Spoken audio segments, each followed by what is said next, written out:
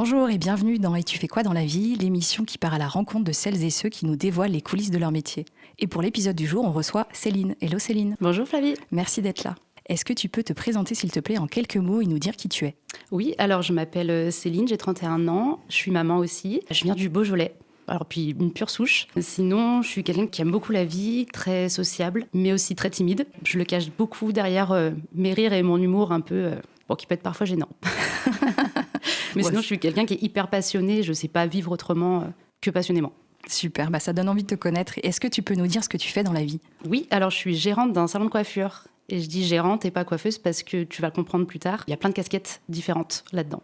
Donc gérante d'un salon de coiffure, mais est-ce que tu te souviens du moment où tu t'es dit je veux devenir coiffeuse ? Ça remonte à loin, mais je crois que j'avais déjà envie petite. J'en parlais déjà, mes parents m'avaient acheté une tête à coiffer, malgré que je flinguais pas les cheveux de ma sœur, déjà pas mal. Mais sinon, petite, j'en parlais déjà et je crois que ça vient beaucoup de ma maman qui voulait être coiffeuse et qui ne l'a jamais fait, qui a jamais pu le faire. Et je sais que c'était son gros regret. Et moi, c'est tout ce qui est attrait à la beauté, l'esthétique, la coiffure, la mode, ça m'attire beaucoup. Et du coup, c'est la coiffure que j'ai choisie au moment de mon orientation en 3e.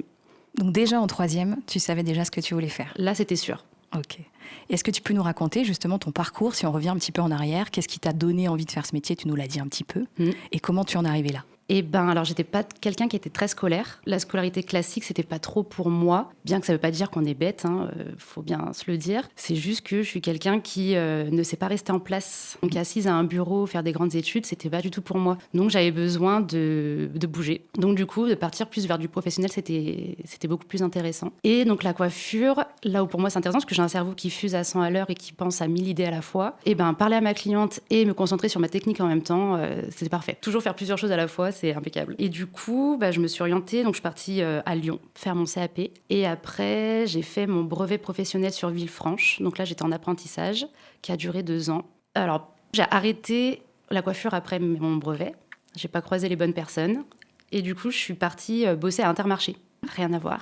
Et au bout de 2 ans de mise en rayon, je me suis dit, non, Céline, ça te manque. T'es pas faite pour ça, t'es faite pour être proche des gens. Et du coup, je me suis relancée dans la coiffure, je me suis reformée.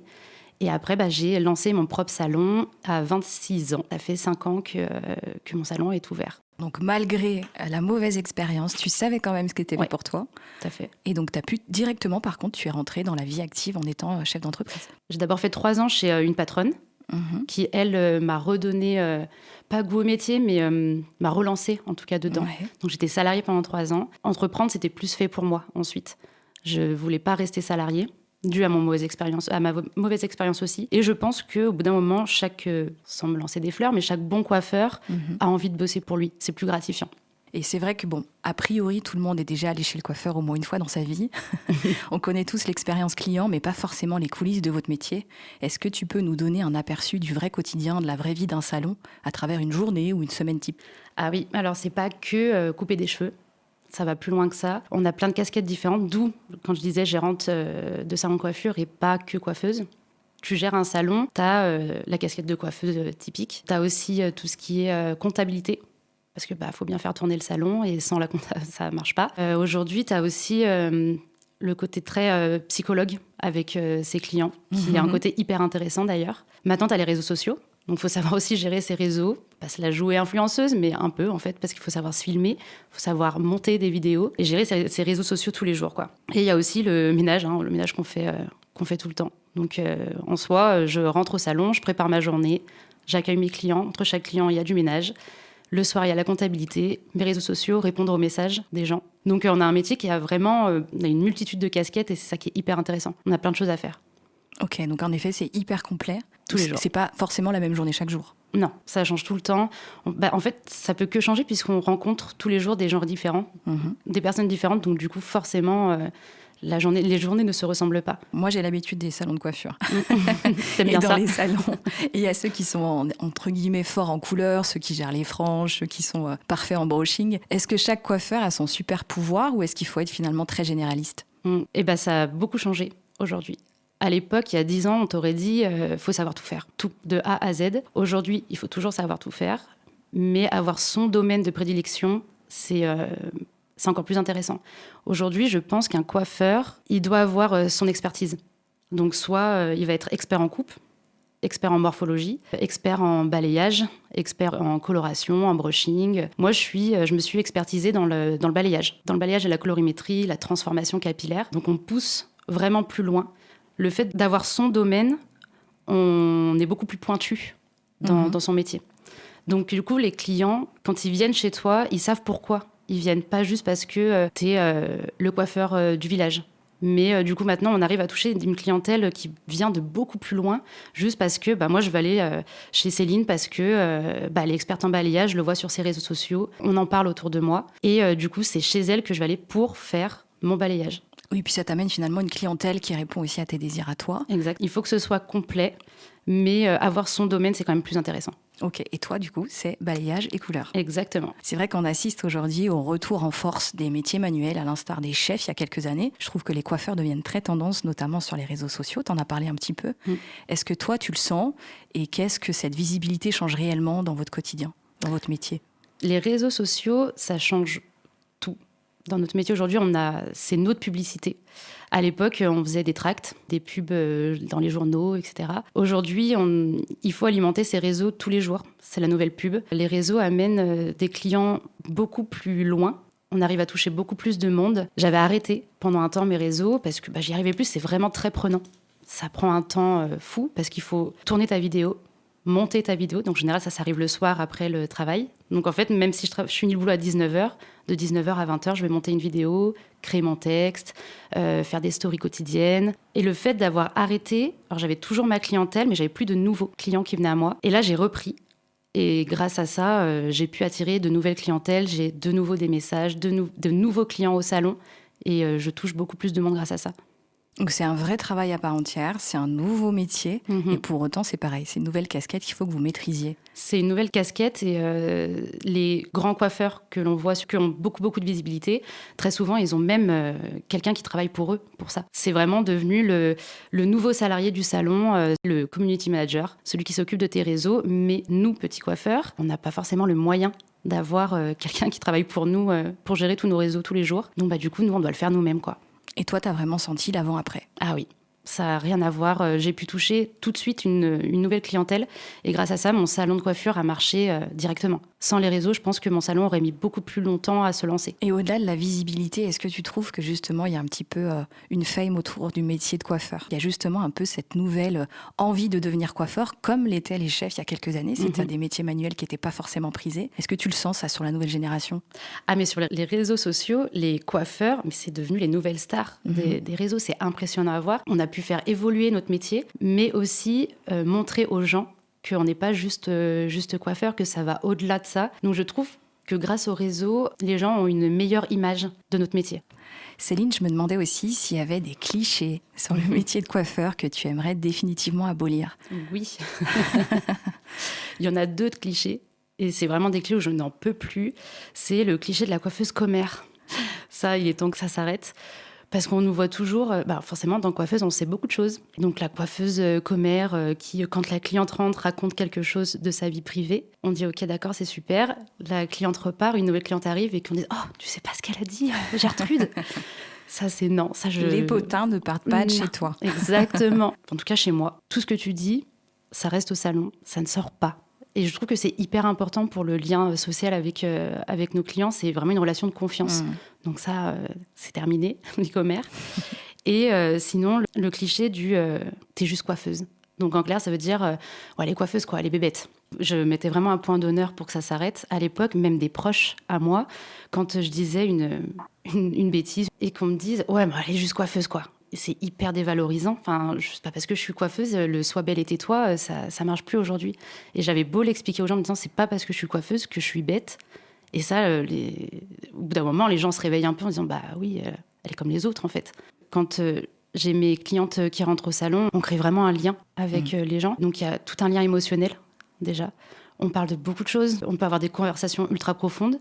On peut aussi parler de l'actualité, on peut avoir beaucoup de culture. Donc, Tu t'enrichis aussi de qui tu vois. Et puis c'est vrai que pour moi, dans ce métier, il y a une dimension qui est totalement artistique. Bah oui, parce que quand une cliente vient et qu'elle nous dit je veux changer de tête et qu'elle explique un peu ce qu'elle veut, il faut aussi savoir quelle technique on va utiliser. Pas oublier aussi qu'on utilise beaucoup de produits chimiques, donc il y a un petit peu de science aussi là-dedans. Et il faut avoir aussi la vision du résultat.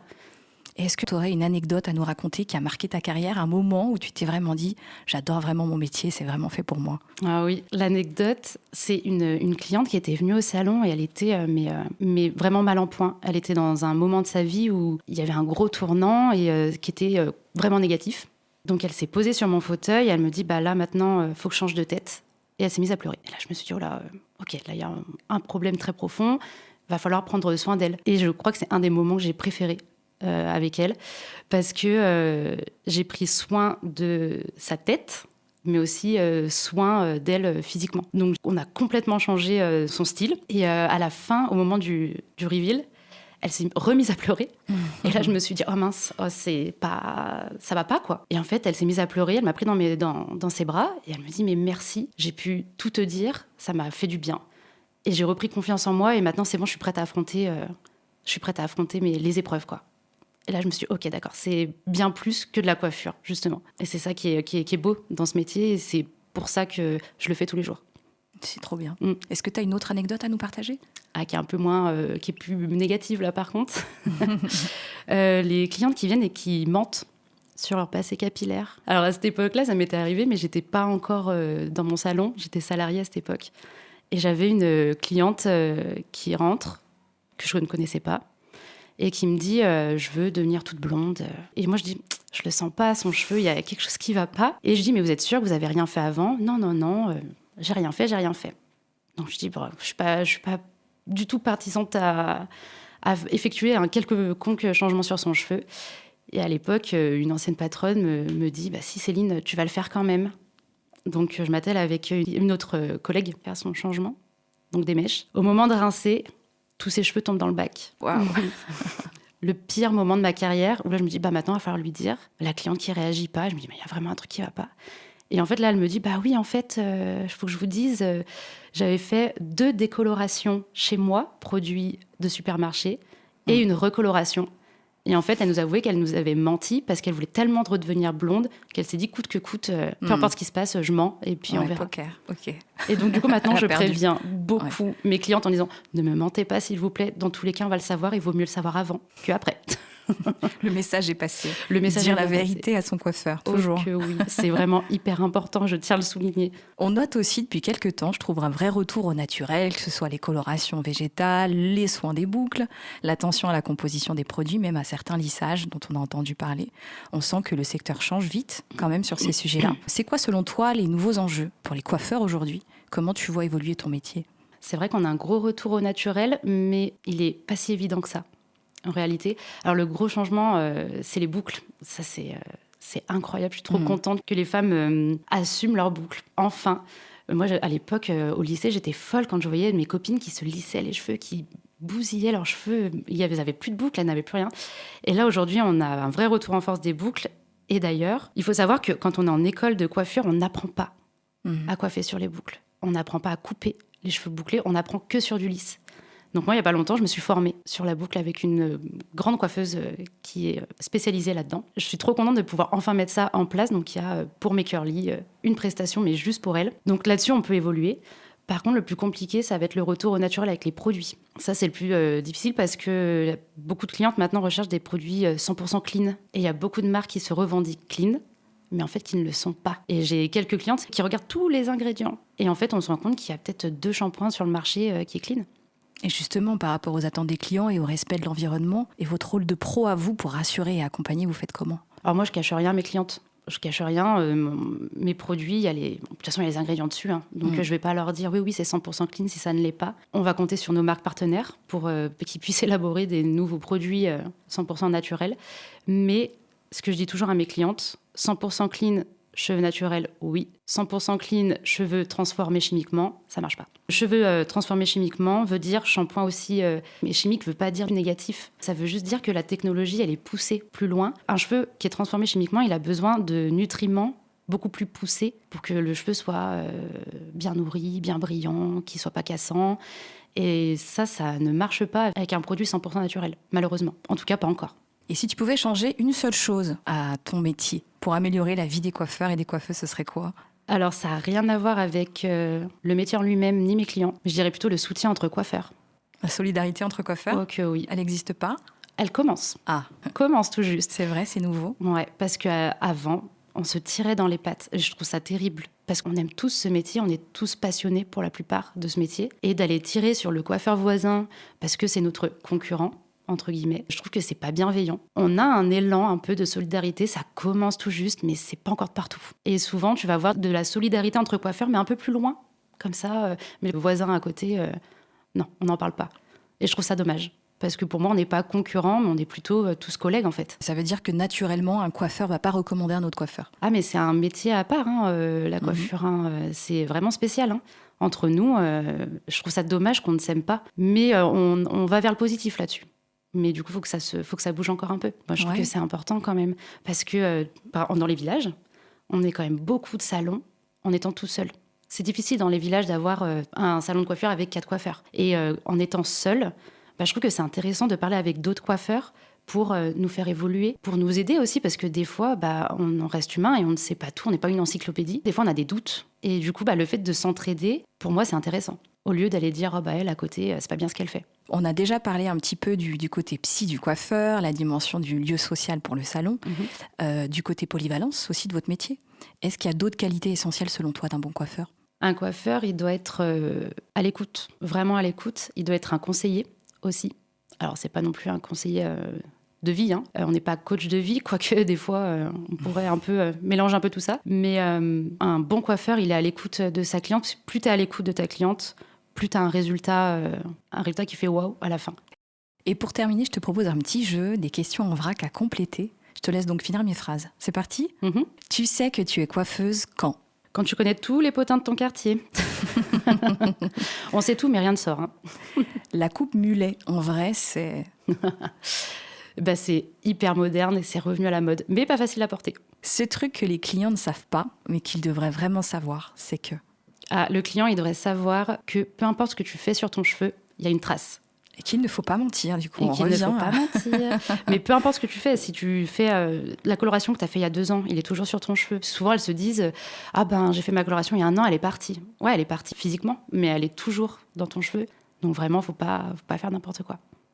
3 mots ou expressions que tu utilises quotidiennement dans ton travail. Ça, c'est plus dur, mais je dirais, à chaque fois qu'une cliente vient sur mon fauteuil, j'ai soit alors on fait quoi aujourd'hui ? Ou alors le dis-moi tout, puis j'aime bien taper dans mes mains, pourquoi ? Je ne sais pas. Mais il n'y a que ça qui me vient. C'est ce que je dis quotidiennement. Et dans peut-être le jargon du métier ? On n'utilise pas trop le jargon du métier entre coiffeurs et clients. Parce que les clients ne connaissent pas trop. Alors, de moins en moins grâce aux réseaux sociaux, mais souvent, ils confondent un peu. Mais souvent, on va employer le mot balayage, par exemple, pour moi. Donc, le mot balayage, mais ça veut dire le balayage, l'ombré, le bronde, le balayage inversé. Mais on ne va pas parler comme ça avec le client. Ça, on va y parler entre coiffeurs, mais pas avec le client parce qu'il ne sait pas ce que c'est. Ce métier m'a appris qu'il fallait être résilient. C'est un de mes mots préférés, en plus. La résilience. Non, ça m'a appris aussi que... faut jamais rester sur ses acquis. En fait, le monde va vite.